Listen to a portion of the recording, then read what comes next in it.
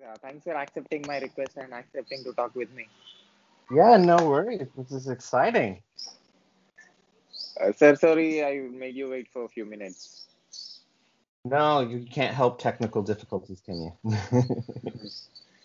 So I thought to introduce you to my audience. So can you please introduce yourself to my audience? Yeah, no worries. My name's Michael Stoneburner. I currently live in Sydney, Australia, though that's not where I'm originally from. You might hear it in the accent. I grew up well, half my life back in the States, in Michigan. Um, that's where a lot of my books so far sort of take place.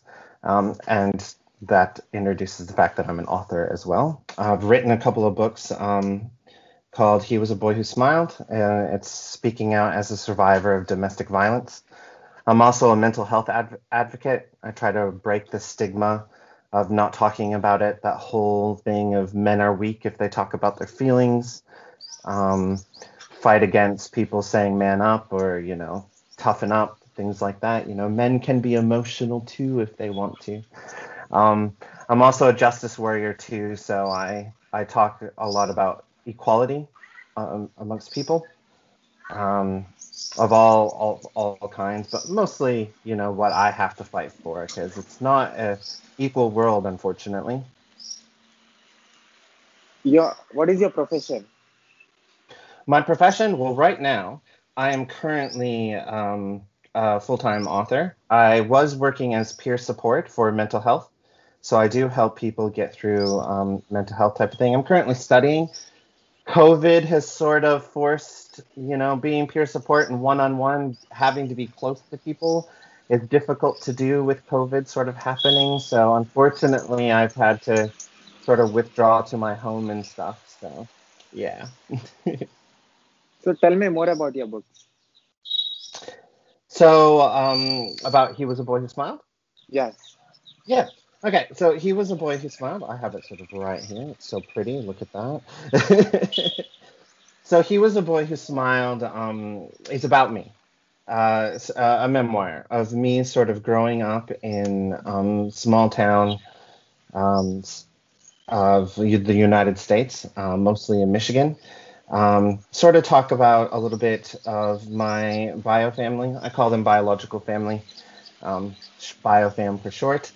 Um, Sort of coming from a nice, steady home, a happy home, looking up to my father as a hero. And unfortunately, life sort of made it difficult. And for him and my family, and he sort of resorted to alcohol, and that led to abuse. So it's just about me learning about myself, really. Like I accidentally wrote this book. I didn't mean to write this book. I sort of like writing fantasy, but this book sort of like I learned a lot about myself that, wow, despite the world giving me reasons not to, I was a boy who smiled anyway. Like, I was bullied at school, my family rejected me, I got abused by my family. I didn't have a lot of adult positive reinforcement in my life. A lot of adults failed me as a child. Yet somehow I kept smiling, I kept being positive, I kept finding um, ways as a kid to survive in this world and still become who I am today. So it's just about that journey. You mentioned justice warrior. So can you elaborate it? Yeah, so like part of it sort of links into my mental health a little bit as well. Like I suffer from PTSD because of what happened to me as a child. I suffer from anxiety and depression as well. I sort of wear that as a badge of honor type of thing. And I talk about it regularly on my Twitter and on stuff that I sort of go through. So justice for me gets triggered. So when I see injustices in the world, and things that I don't think is fair or something about the rules or what people are saying or doing, I speak out about it because I think speaking out is very important. I grew up being told to stay quiet, keep it in the family, don't air your dirty laundry. And so I think as an adult now, it's important to speak up. So justice warrior in me is just like, well, the LGBT community doesn't have a lot of rights. So I'm going to speak up about that. um, women's rights, um, those sorts of things like are that I'm really passionate about, or children who are stuck in domestic violent homes. Like I want to fight for sort of that, or people who have mental health and get disadvantages for it, get fired because they have depression or something. I like to speak out about that too. So that's the justice warrior in me, my superhero. So, when you become a mental health advocate, All right, so All right, so trigger warning a little bit to your audience because this is sort of I'm going to be talking about some difficult things here, but it really leads to some positive stuff. So about a few years ago, I this is before COVID, before all this other stuff. So more than a few years ago now. We're looking at probably 4 to 5 years ago. I lost my job. I was forced to resign, and it's because I didn't fit into their, well, being part of the LGBT community. They found out about it and ousted me. They were just like, sort of forced me out. They're like, we don't want you here, type of thing. Unfortunately, a lot of homophobia in Australia happens a lot. So I had a huge crash. I didn't know what to do with myself. I was sort of lost, like teaching. I was a teacher, a primary teacher. I loved my job. The kids loved me. I was really, really good at it. And suddenly I wasn't accepted there because of just who, I loved. Um, and it was hard. And I found myself at Like Mind Penrith here in Sydney, Australia, is a mental health facility. Um, I was suicidal. I didn't know what to do, and I didn't know how to pick myself up. And by picking myself up and writing He Was a Boy Who Smiled, the more I found my voice and the more I wanted to speak out about it, the more empowered I became. And I'm just like, well, it took me falling and breaking and starting new to find my new passion. And I sort of still am a teacher in a way. I'm just not in a classroom with 30 kids. Now I'm teaching people about mental health. Now I'm teaching people about the fact that domestic violence is still a problem. Over 2 million women and children die still a year just in Australia alone from domestic violence and stuff. So the more I started writing this book, the more my younger self said, hey, look, if I can get through this and I can still smile and I can be positive, you can too as an adult. You can go out there and, make a difference. And that's what I want to do. can I say you become constructive from the destructive? I've been constructive. Which means you are telling something positive right now because of the Yeah, destruction that happened in your yeah, experience yeah, from exactly. your life. Like, I sort of talked to this about other people. Other people sort of asked me, do you sort of wish you could go back in time and stop all of that from happening and have a better life? But I'd be such a different person now. I wouldn't be me. I wouldn't be this strong advocate. I'd be one less voice because I was privileged and didn't have that bad stuff happen to me. So my outlook now is, yeah, it's I'm using a negative aspect of my life and I'm turning it positive, and that's just the best that I can do. So, becoming mental health advocate, uh, uh, you became like this because of the negativity. Yes, exactly. So the more I started writing and the more I started speaking to people at the mental health facility, the more that I kept getting feedback from them and from other people saying, you're really helpful. Like you're really insightful, you're really wise, you're really compassionate. Like, and it's hard for me to hear compliments, I will be honest. I try my best. I'm like, thank you so much. Um, but yeah. So the more I started thinking about it, the more I'm just like, okay, I can do this. I can speak out. I'm brave. Like if a little boy can stand up to a 6 foot tall man and tell him no, stop hitting my mother, then as an adult, I can speak out and say, hey, domestic violence is wrong and mental health is okay to talk about. So, how old are you? How old am I? Oh, does it matter?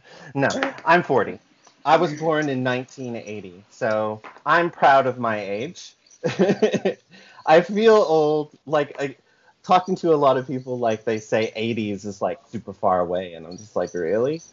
80s wasn't that long to me. But yeah, nah, I'm an 80s kid. You look so young. Thank you, thank you. Keep that up. I do. A lot of people, I don't really act my age. I think that I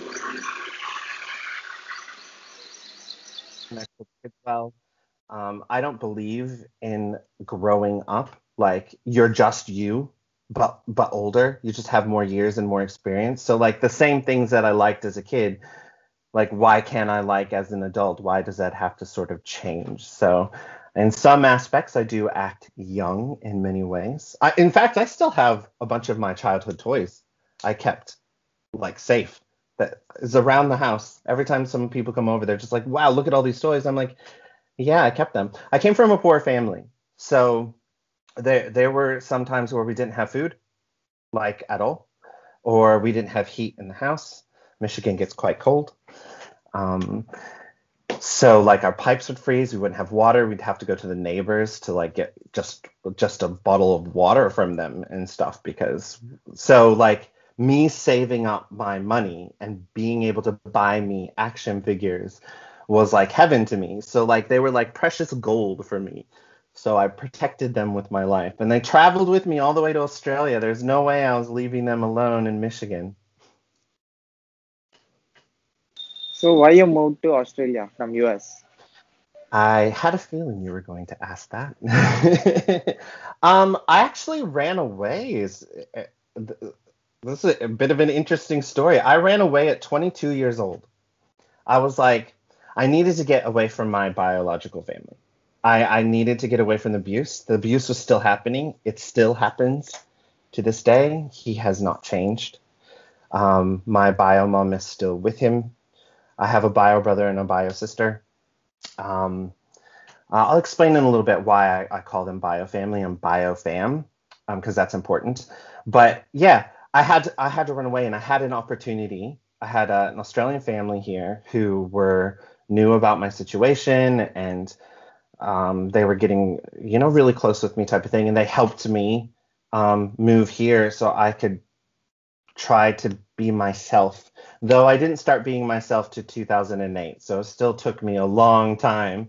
I was starting to get into my 30s before I accepted me for who I am. But just to sort of go back to the whole biofam and why I use that, just to explain it to your audience, I don't believe the family you are born with is necessarily your family. You don't get to choose who you are born into. You don't get to choose the economy, like if you're a poor family, a middle class family, a rich family, like coming into this world, you don't get to make those decisions because I think if people had those choices, they would make different choices. And that's sort of what I do. My bio family is very toxic. So, like, I recognize the fact that biologically we share the same blood, and that makes us in society's view family. But I'd like to choose my family because believe true family is about love, about compassion, about acceptance, about being supportive, and specifically not being abusive. So you mentioned that men are emotional. Can you tell more about it? Say that again. You mentioned that men are emotional too. Yes, yes. Okay. So, yeah, like I grew up with a my unfortunately growing up, my role model was my bio dad, and the only emotion I saw from him is when he started drinking and was very abusive, or when I saw him cry a lot. So anger for me is quite difficult to express because I see anger as violence, and that's not necessarily true. And boys aren't really allowed to sort of express their emotions, especially when I was growing up. I think that's a little bit changing now, which is really good, and that's why I'm talking about it. But growing up, I myself heard a lot about boys don't cry. Boys play sport. Boys shouldn't be singing or in drama, shouldn't talk with their hands, shouldn't be feminine, shouldn't. I heard a lot of shoulds and don'ts, and you can't be like this instead of being just whatever I was. And that was a person who, when I watch a sad movie, I will cry. When I'm sad about some of my friends, I will cry with them and I will, support them and I will be emotional. I'm a very empathic person, anyways. That's in my nature. So you're trying to tell this little kid, don't be emotional, but in my nature, I'm all about emotions. I care about what people feel and think. And I just want, people to be compassionate and loving with each other. And growing up, that's not what people would describe a boy, a male teenager to be, or an adult. I think it should be okay that um, men are emotional. I don't know much about where you're from, to be honest. Like, is it the same thing there? Like, are men told, be strong?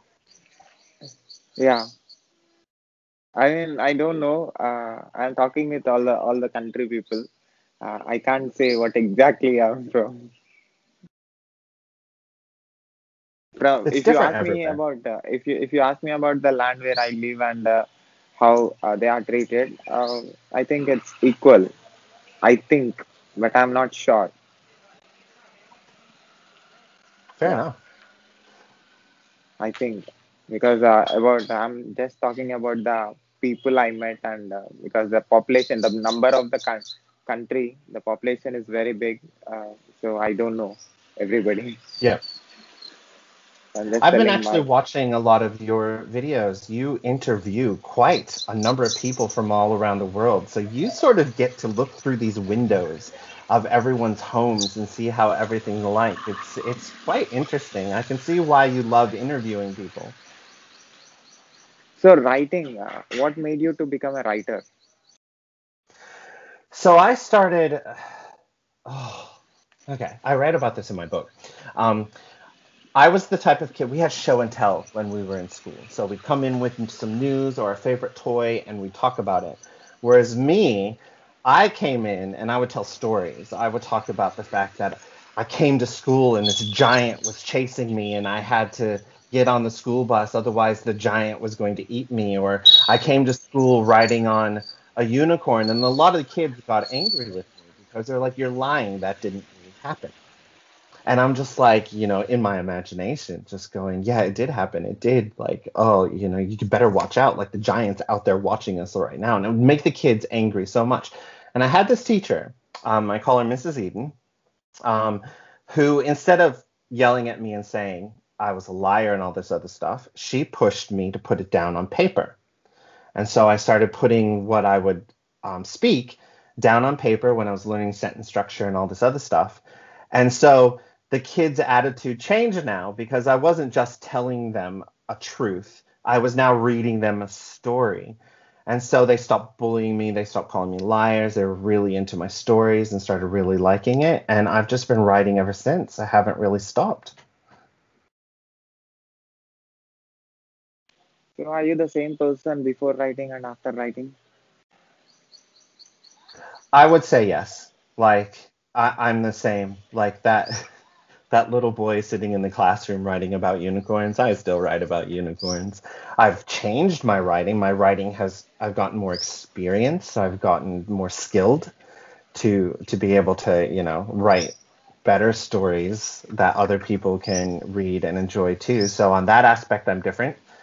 But as for me, I think my personality is still the same. I'm still the cheeky little boy that I was. So tell me about your experience as a mental health advocate. So it's hard. I'll be honest. It's really hard being an empathic person and listening to other people um, talk about their feelings and talk about struggling and stuff. Like I want to save everyone. I think that's the justice warrior in me. It's I want to help everyone and um, as a mental health advocate, speaking out about it. can be difficult because not everyone wants to talk about it. Not everyone wants to hear about depression and anxiety. Um, some people will shy away from it, so it's difficult to get people to listen and make it important for everyone because it is important, especially with all this isolation happening. A lot of people are now discovering what it's like with someone who has mental health who already was isolating themselves prior to COVID and now have to isolate. A lot of people aren't handling it well. The mental health, I think, is really important even more now than, prior to COVID, because I think as a collective, all of us as humans are sort of hurting and struggling, and we just need to keep talking about it. So, but it's also rewarding too, because I know I'm one of those voices and I bring positivity and I bring about change and stuff. And so, and seeing other people sort of do the same thing and talk about their stories. I love it when people start becoming brave and they'll email me on my website or they'll message me in Twitter and just go, hey, I was really inspired by what you just said. This is what's going on for me. But like now I know sort of what steps I can do to help me get out of the hole that I'm in. Those are really nice stories to hear. So your your listener when it comes to mental health advocate, and you are a person who expresses your thoughts and feelings and your emotions when it comes to writing. So you're both. One side you are just expressing yourself, and on the other side you are listening to the people who are expressing their emotions, thoughts, and feelings. So you're both Yep, that's listening me. and speaking. I guess that's a teacher in me. So can I say because of you being a teacher, you become a good writer. At the same time, you become a mental care, health advocate, where you have both listening and expressing skills. I would agree to that 90% of the time, but the problem with being a teacher was that took a lot of my energy and time and creativity. And so when I was a teacher, I actually didn't write a lot. It wasn't until um, I was forced to resign and change my job career and stuff that I'm like, hey, I have more time to write, and oh, I really miss this. And a lot of the kids would tell me to write my stories. They're like, oh my gosh, you need to get this published. Like, sir, please publish the story and stuff. And now I sort of get to. And a lot of those kids, now that you've mentioned my age, a lot of those kids are going to college now. And so they see those books that I used to read to them and speak to them now in book form. And they're just like, oh my gosh, yes, this is so exciting that I get to see this. So, yeah, I think teaching sort of helped me transition into the writing and definitely into the mental health thing.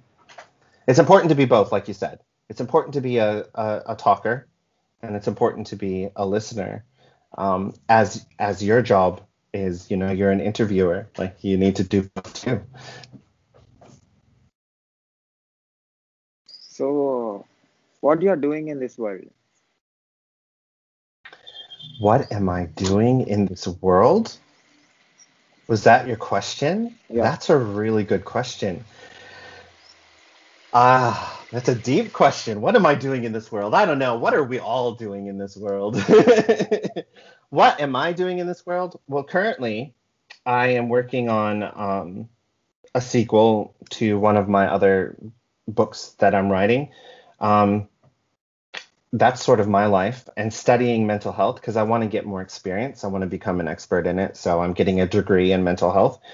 So hopefully that'll open some more doors with jobs and stuff. I'm surviving COVID. I'm tired of it. I want it to go away. um, Another thing I'm doing this year is I'm working on He Was a Boy Who Smiled 3 and getting that finished and stuff. So I've got a lot of writing to do and a lot of surviving to do. And yeah. What about you? What are you doing in this world? I'm going to turn it back on you.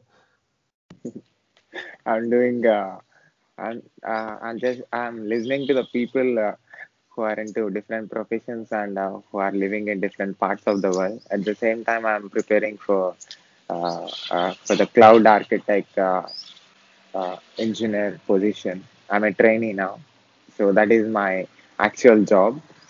This is the job. Interviewing people and knowing their experiences is my I just put 2 to 3 hours in a day to know what people in Australia is doing.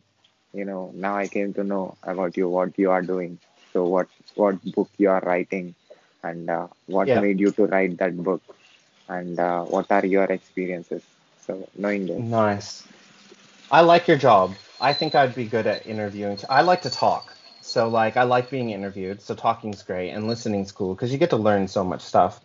Australia at the moment, like, see, we COVID isn't as bad here because we're doing a lot of there's not a large population here. Like the population of Australia is like 24, I think 20 to 24 million people.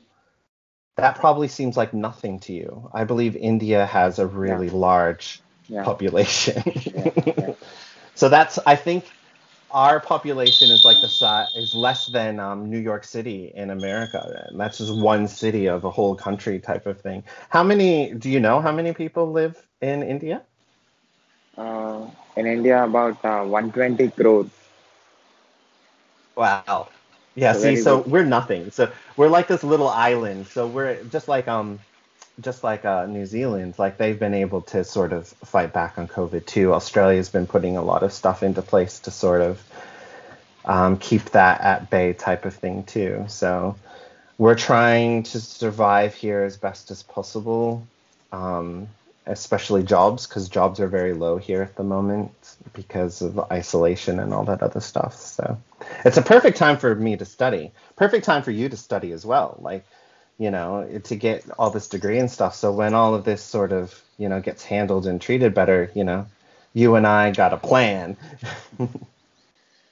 So, as an observer, deep thinker, as a person who lived in different parts of the world, you lived in US, you're living in Australia right now. So, what is the difference that you observed in different places and in people as a mental advocate, as a mental health advocate at the same time as a human being?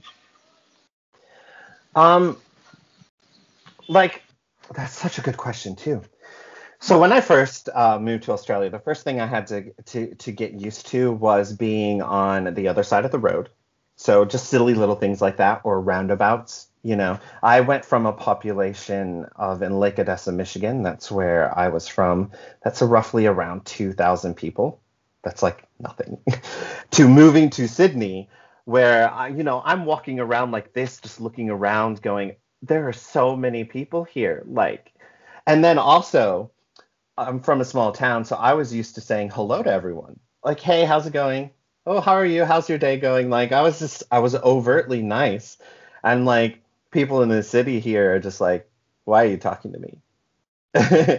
I mean, you still got the jolly, good day, mate, from the Australians and stuff like that. And yes, I did practice that. The accent, too, the spelling, um, they do, the UK spelling. So like I had to add a lot of U's to my words and stuff. So that was I actually, true story. This is embarrassing because I went to university here to finish off a lot of my teaching degree stuff, and I failed my English class, a lot of my assignments because of spelling, because I kept spelling American words and I would lose so many marks. And I'm just like, dude, I've only lived here for like a year. Please forgive me, like, but nah, I had to learn very, very quickly. When it comes to mental health, though, this is what was really interesting. Both countries come from a different history, come from a different way of life, different experiences, but yet we all had something in common. We all got depression. We all struggled with anxiety. We all had, vices and issues. We all got sad, angry, happy. Like all the emotions were the exact same. So on a level like that, as a mental health advocate, it was easy to connect with people like that because domestic violence still happens in Australia, just like it happens, in America.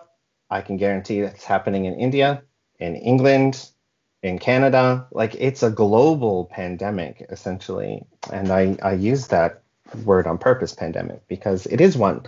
We've had domestic violence issues for too long. It needs to stop. It needs to change. The same with mental health. Mental health is taken a little bit more seriously here in Australia than it is in America. And I'm talking about treatment wise. There's a lot more support here in Australia for people with mental health illnesses than there is in America because here in Australia they have universal health care. So like it still blows my mind. Every single year I could go see a psychologist. I have 5 visits that I can go and see a psychologist, and it doesn't cost me anything. Whereas in America, that wasn't like that. Like even just going into a doctor here in Australia blows my mind because, and I recognize this privilege where I am in this country from my experiences in America because we have to pay to go see the doctor. Whereas here, we have a Medicare card and scans it and it comes out of the taxes type of thing. So that just to me just completely blows my mind. And I wish that was a global thing that everyone had access to something like this. It's part of my mental health advocacy is to sort of talk about that everyone really, this illness needs to be taken more seriously and people need to, we need to treat it like we treat a cold, you know? I'm not saying like it is like a cold, but I'm saying treatment needs to be like given to us as freely as cold medicine when it comes to mental health. We shouldn't suffer. I'm talking too much. I'm sorry. No, no, no. It was so interesting. You was telling about the medical care in Australia. Yeah. So, sorry if I repeat myself, but what I was saying is like there's universal healthcare in Australia. So it's so much easier to go to a doctor because you don't have to pay. Or like there's well, you pay through taxes and stuff, but I'm talking about like upfront, like I did growing up. Growing up in America, you go see a doctor. I remember my mom having to pay $30 to see a doctor for me one time, and I felt so guilty about it because that was a lot of money to us. So I recognize the privilege I have here in Australia, and as part of a mental health advocate, that's what I want to fight for the rest of the world, is that, especially with mental illness, it needs to be taken more seriously. We need to get treatment for everyone, and it needs to be accessible to everyone. And I sort of hope that in my lifetime, I sort of get to see that. So, mental health advocate, you have completed your graduation? So I already had some mental health degrees under my belt, like as part of being a primary teacher type of thing. So right now, I'm getting more experience with it. I've only just started. I got I was lucky enough to get into a course here and get a scholarship to sort of finish off my degree and get that going and stuff. So, open a lot of doors for me so I can help more people is my goal. Okay, what is your life goal? So one of my life goals, of course, is to keep speaking out as a survivor of domestic violence and how that's sort of important. Like keep doing that. Keep being an advocate. Um, I'm sort of doing my life goals now. Like when I published my books and stuff, like that was my dream as a kid. It's like to pick up a book of mine and just go, my name is like right there. Like that's insane to me. I still think it's a dream sometimes. I'm just like, I'll see it as I pass by the bookshelf and go, wait, that was my name. I'm like, yeah, it is. Like that's my book. Like, oh god, such a dream. It was my biggest fantasy as a kid, and I almost didn't believe it was going to happen. Like I thought I was going to be stuck, you know. with my bio family and getting hurt for the rest of my life. I didn't know that this would sort of happen.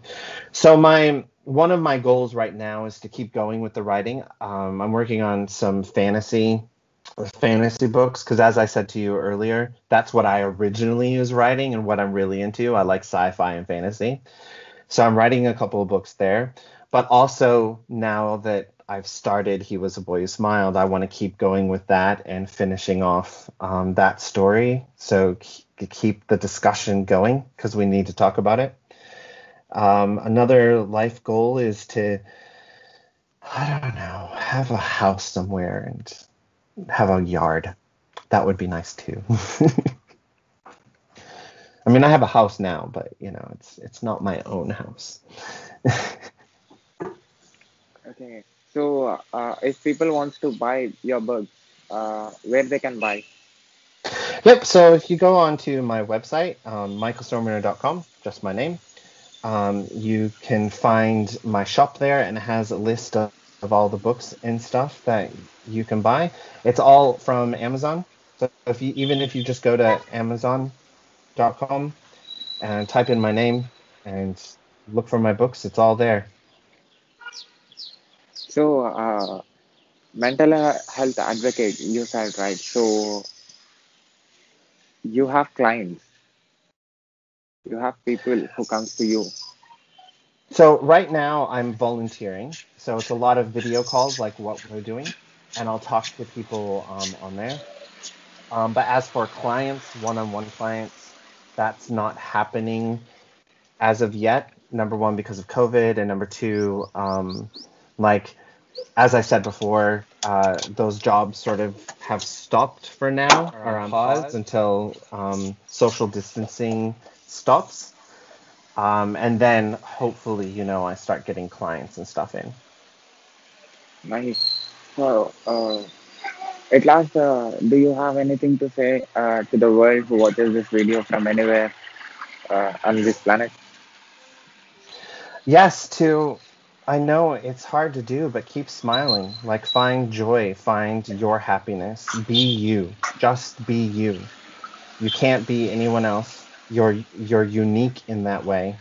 And I know the world is tough and it's hard, but despite all that, there's happiness. You just got to find it, and people are there to help. You're not alone. There's more people out there than you know who are willing to help. You've just got to have the strength to reach out to them. And that person who honked their horn agrees.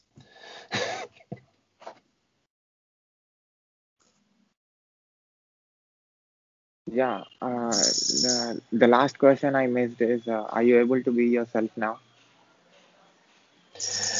A lot more. A lot more. As I said, I'm surrounding myself with my chosen family. I've got people that I'm slowly growing around to allow me to just be myself. Um, and that's what you got to do. You got to find your people. You got to find your place, and be. I'm only just now starting to become proud of myself. Now, if I can learn to take a compliment, that's what I need to do. Accept compliments. I'm okay. It's okay to say I'm good. So you know how to be yourself.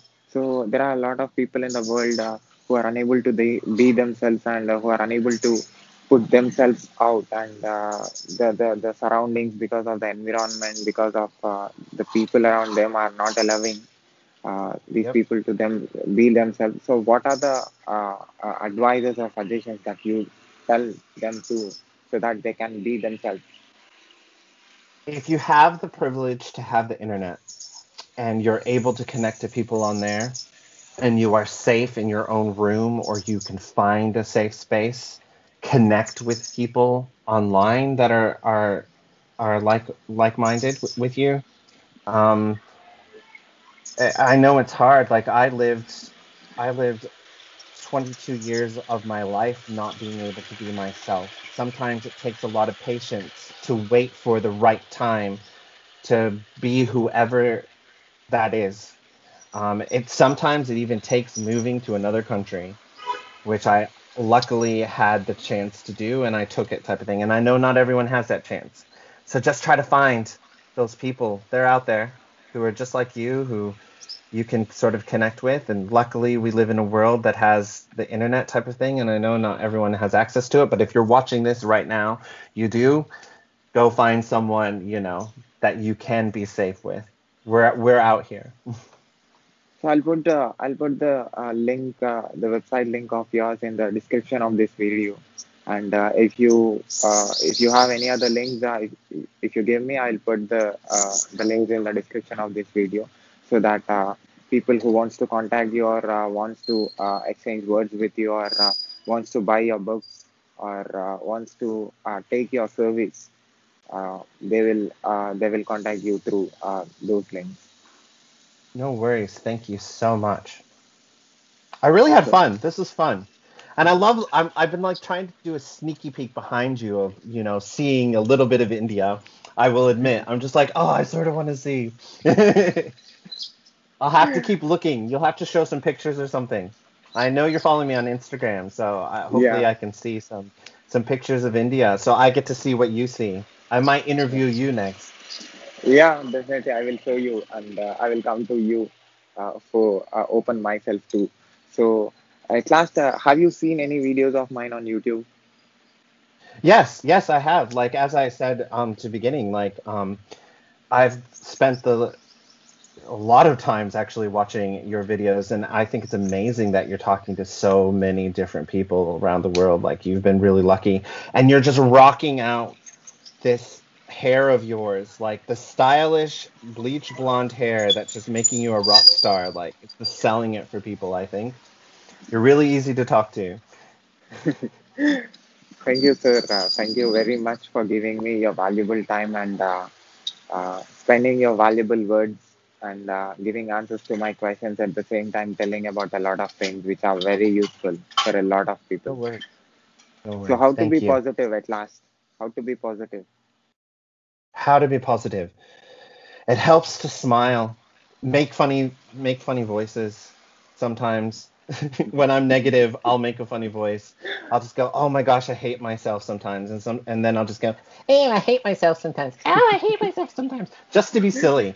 Like just don't take things too seriously. Let yourself laugh, smile, and enjoy life. Thank you very much, sir. Can I put this video on my YouTube and on internet, on social media, on my podcast, everywhere Of with your course. permission? Go, go, go, go. Thank you, sir. Thank you very much again. Thank you. Talk to you later. Thank you, sir. Bye.